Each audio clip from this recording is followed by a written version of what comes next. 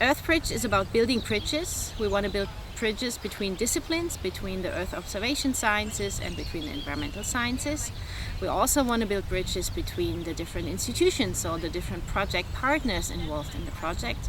And we also want to build bridges between experienced researchers and people that are not so experienced in research yet. And this is exactly what we're doing in the Synthesis project. So we are now sitting here in this very beautiful environment. We have brought PhD students and also master students from different institutions, from different countries. And we brought them to the national park here to develop new ideas, to brainstorm from their disciplinary backgrounds on what are interesting and also relevant research questions to address for the park. And we're going to be here in the next few days working together, bringing the different expertise together and distilling the most interesting research questions. And this is very different from how you usually do research as a PhD student, where you focus on like a very narrow topic. This is not what we're doing here.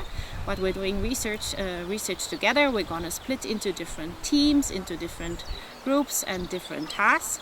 And then the idea is in the end to bring all this knowledge and all this data analysis that we're going to do together into a joint publication for like a classical research journal.